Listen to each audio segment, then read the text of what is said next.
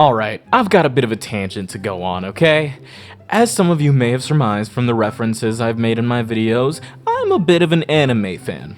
Now, as some of you may have been able to tell over the last 5 or so years, there has been a significant spike in anime about a specific topic. I'm talking about basically the entire recent isekai genre, specifically the ones with main characters who, knowingly or otherwise, are or become the most overpowered characters in their entire verse to the point where nobody else, regardless of reputation or power scaling, is even close to them in power. Now, I will say that there are some anime who treat this trope properly. Hell, the concept of one character being significantly stronger than the rest of the cast is about as old as anime itself. But there are also plenty of bad examples. And I mean a lot of bad examples, especially recently. But I digress. My point in saying all of this is essentially to get across that just how some overpowered characters can be poorly written into anime or TV shows or whatever flavor of entertainment you like to enjoy, these characters can also be poorly implemented into Dungeons and Dragons campaigns, or any story really. I mean, we all know the tale. A soon-to-be DM is playing his first character in a D&D campaign, and for one reason or another, that story is finished abruptly because the group ended for some reason or other. And so now that they've become a DM, they feel a sense of divine purpose to bring that character back and make them relevant in a story again, regardless of how close that story that you're playing through now is to their original storyline. They just want this character name and power sets to feel fulfilled in a story of their own telling. And we also know that that tale only ends with the DM using that NPC as a makeshift protagonist of the story, overshadowing the main party of players and making them feel irrelevant in their own storyline and bored with the game. It only ends poorly.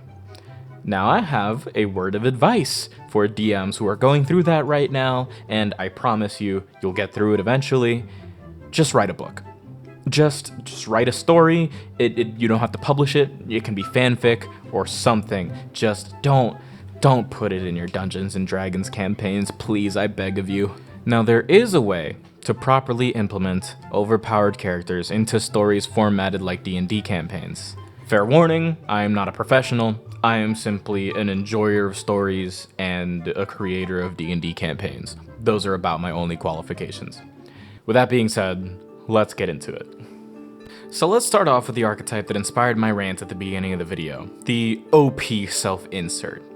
Typically, the archetype used in a certain genre of anime where someone from our world gets sent to another cooler fantasy one, or maybe they just said F it and just gave their D&D character an anime.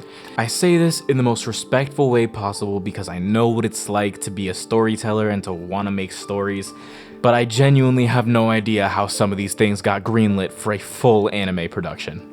90% of the first episodes consist of explaining who the MC is and why you should think they're cool, building up to the moment that they reveal that they're significantly cooler than anyone else in the verse, regardless of their actual reputation, and probably introducing that character's entire harem of objectively attractive women with one weird quirk between all of them. Sometimes authors can subvert this stereotype by not including a harem, but there's usually a harem. Or sometimes they can subvert the entire stereotype completely by making the character OP by association, like in Campfire Cooking, one of my personal favorite comfort anime, where the reason the protagonist is considered OP is because he just made friends with some man or beast that's an absolute fucking monster for whatever reason, but they really like the main character.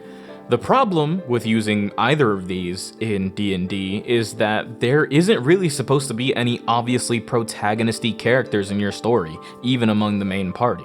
The entire party is supposed to be the protagonists of the story. It's a story that you create around your players, not the other way around.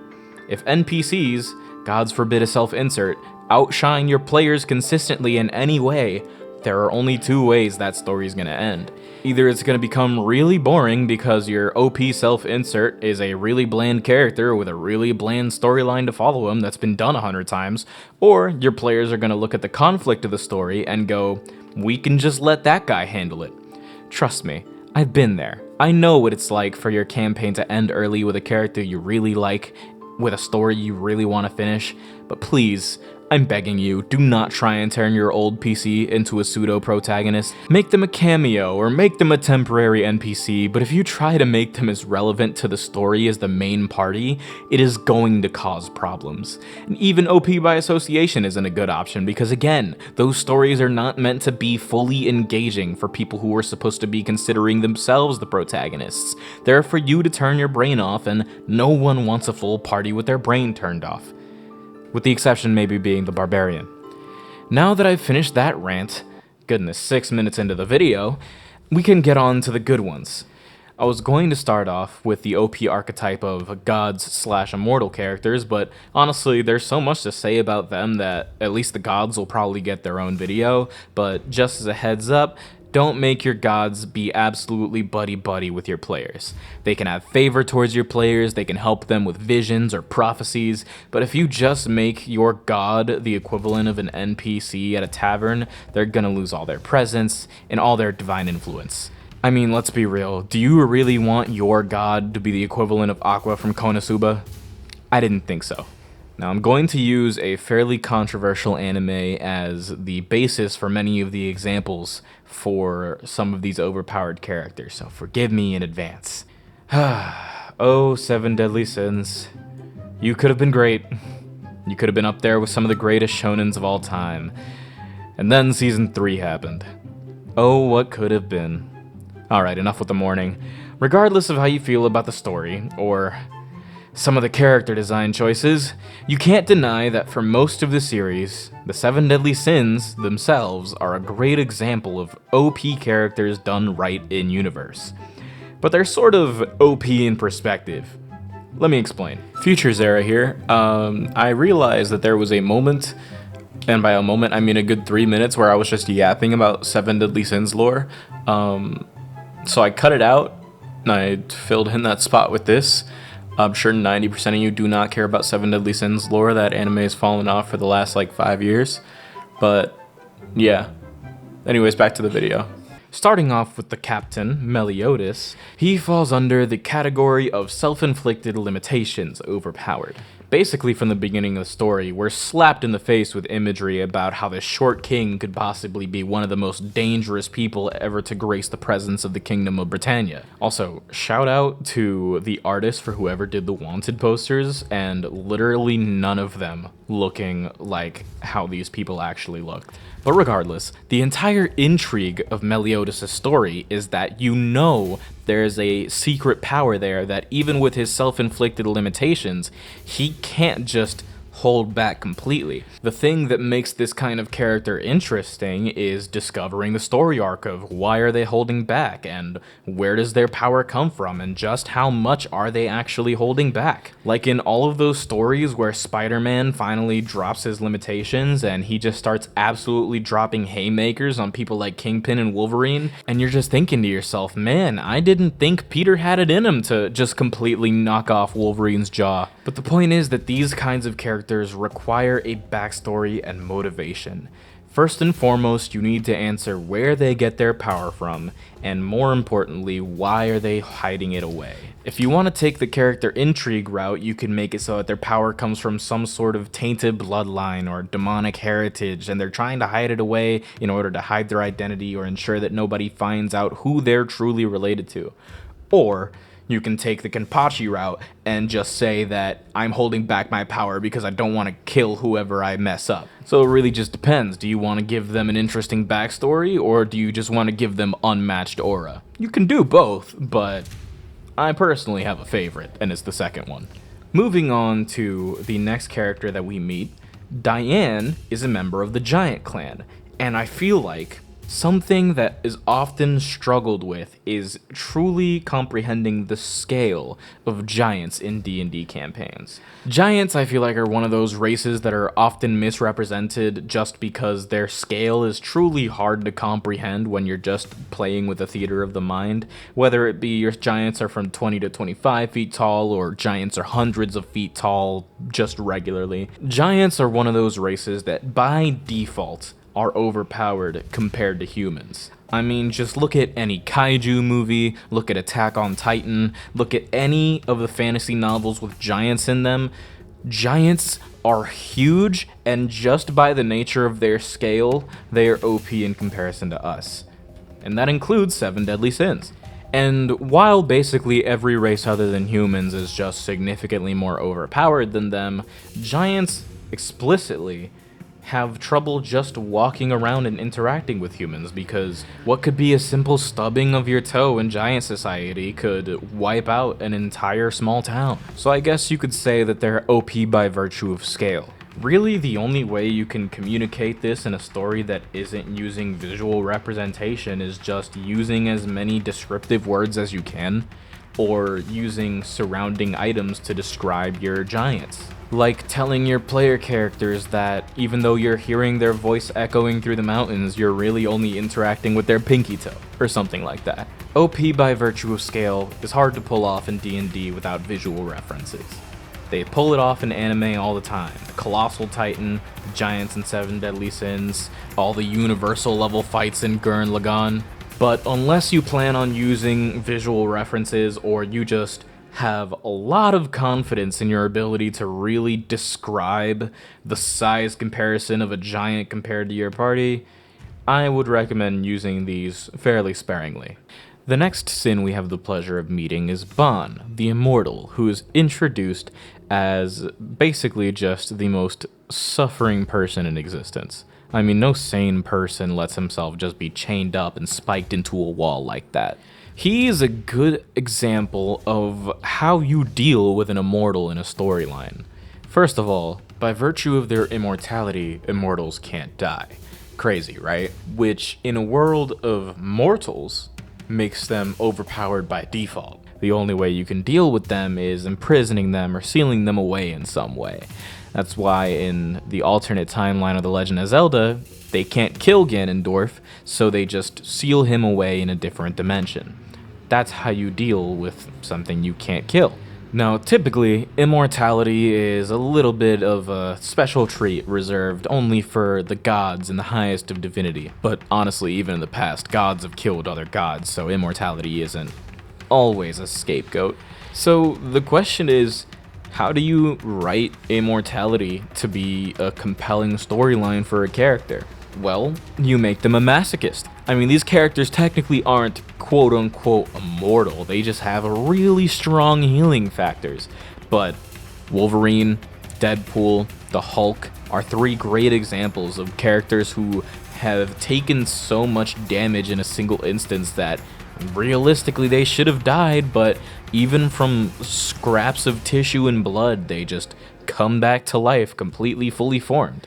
The compelling part about being an immortal is that regardless of your immunity to physical pain, it's the emotional pain that really influences their story arc. Bon is immortal, yes, but he only achieved that immortality after having developed a good relationship with the guardian of the Fountain of Youth, and then watching her die in front of him to bless him with that immortality. So yes, he achieved immortality, which many villains would think of as the biggest achievement of all, but seeing as he is a person with empathy, he is dealing with the emotional pain of everything that he has ever had to go through, and it doesn't go away. It burdens him on a daily basis, even more so than the physical pain ever should. Even when he's receiving blows that are straight up erasing him from existence, he's just not caring about that anymore. The emotional pain dulls his physical pain anyways. I think the best way to write in an immortal character into a story is honestly to make them just a jaded person who's completely done with everything life has to give. Whether they be a hero or a villain, they can be completely apathetic to almost everything that happens. Or maybe they're still really optimistic, but internally they're still dealing with the significant amount of bullshit that they've just had to deal with throughout their entire life. Make them someone who's tough just as emotionally as they are physically through their immortality, but also make them your story's biggest punching bag. Because they're immortal, they've experienced so much, they have had to go through the ringer. I mean, Deadpool's and Wolverine's healing factors are so strong that they're basically immortal, and the way that they use that is by putting themselves through missions that others wouldn't survive, putting them through the utmost of pain on a daily basis. And I think that's what they did really well with Bond. Any mission that involved getting stabbed through the heart or being slashed into or anything like that, just give that to the immortal one. But make them a really emotionally complex character, because no matter how much immortality their physical body has, their emotional state doesn't work like that. Now, the final sin that I want to use as an example is my personal favorite, and a lot of people's personal favorites, Escanor, the Lion's Sin of Pride, who is a good example of a couple of different archetypes of the OP character.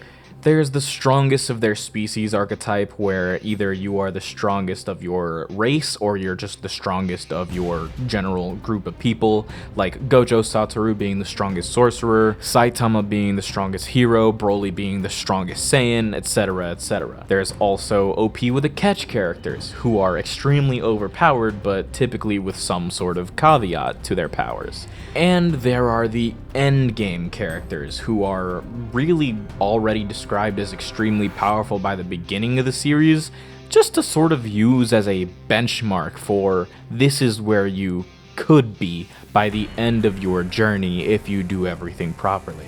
Characters like Shanks from One Piece, who have been hyped up as extremely powerful since, oh my goodness, the 90s. Back when the Game Boy had just come out and McDonald's still had creativity in their store designs. Escanor sort of fits all these molds. We're introduced to him in lore as other characters are talking about him as being the strongest of the 7 deadly sins, and when we initially meet him, we only see him as this tiny little scrawny man with glasses and a big mustache. I like his mustache. But when we're introduced to him, we're presented an absolute weakling, someone who's not even remotely close to the threat that the 7 deadly sins are dealing with at the time. But this scrawny little guy is supposed to be the strongest of the 7 deadly sins, so there has to be something to it, right? And of course, he has an interaction with the villains of the arc, and he's knocked out. Until the sun comes up and we find out that there is a catch. Escanor is the strongest of the 7 deadly sins, but only during the daytime. Seeing as he gets his power from the sun, the higher the sun is up in the sky, the more powerful he becomes, peaking at noon. And not only that, but he also actively refers to himself as not just the strongest human, but the strongest person to sit atop all races. Escanor, I believe, is one of the best prime examples of aura development in a character. Let me tell you why. He is not just facing anybody, he is facing the commandment of truth, the person whose literal power is, if you lie to me, you will turn to stone. Which means that any statement Escanor says, which he is the Sin of Pride, so he could say some very outlandish stuff, will turn him to stone. But he says with a full stone face and with his whole chest, I am the strongest of all, and I sit atop all races, and he does not turn to stone. And of course, their fight commences, and Galland the Fraud uses his complete strongest attack on Escanor, which wipes away mountains and doesn't even leave a scratch on Escanor. He's very clearly already strong enough by his introduction to take on every single person that's supposed to be introduced in this arc. The caveat being that he can only do so during the daytime when his powers are actually active. To write a character like Escanor, you have to consider a couple of things. For one, you have to consider what their relationship would be to the main party. Are they an ally or are they an enemy? If they're an enemy, you have to be extremely careful. because you will run the risk of TPKing your entire party, assuming you don't have a scripted scene in mind where someone is going to come in and save them. Writing someone like Escanor as an ally can also be very tricky, because you risk running into the aforementioned OP NPC situation where the story becomes very boring and they try to pin the responsibility of the storyline on the one OP character. So I think, in all honesty, the most beneficial way to write a character like this into the story is to use them as an enemy. Hell, use them as the big bad of the story. Because realistically, having this much power on your side is going to make your party significantly over-reliant on the power of NPCs. Plus, a bonus factor is that using a character like this and introducing them in a similar way is a good way to induce fear into your players. Not fear of something scary, but fear of the power of an enemy, which in a way is scary, not in a horror sense, but you know what I mean. And that's honestly the best way to write an overpowered character to begin with in one of these scenarios. You're trying to invoke a sort of presence. Forgive me for my Gen Z slang, but you're trying to invoke an aura into the campaign. And regardless of whether that be as an ally or an enemy, you want your players to feel scared of this person, or at the very least in awe of this person's power. And some of the best ways to do that are simply to introduce this character as completely no-diffing, a character who already has a pre-established power level in comparison to the party, or vice versa, a super powerful villain who's been absolutely no-diffing the party. They get saved by this random NPC who just absolutely blitzes the enemy. And that brings me to my last character that I want to use as an example for an OP character. The Overpowered Mentor. Now I'm running out of time, so I'll try and make this quick, but the Overpowered Mentor is essentially supposed to be some sort of insinuation as to how powerful the student is supposed to become. Ideally, you want a player character student to have an overpowered mentor NPC, not the other way around. Think of characters like Master Roshi, who when they were training a young Goku were still capable of blowing up the moon with a Kamehameha wave. Or characters like Silver's Rayleigh, who even though he is very much past his prime, is still capable of no-diffing Sea Kings. Or if you want to add a little bit of that gag manga effect, a character like Yami from Black Clover, who just yells "surpass your limits" and is suddenly able to cut through dimensions because I said so. The Overpowered Mentor is one of my favorite ways of creating an OP character, in quotes, because even though they're very much super powerful, they still feel mortal. They still feel like their presence could be cut off at any moment because, you know, that's a good way of developing character. Master Roshi has died like twice now, I think. Jiraiya was glazed to be one of the strongest ninja of all time and he got absolutely jumped. Gojo is, well, Gojo. But regardless of what happens to these characters, they live on through what they gave to their students.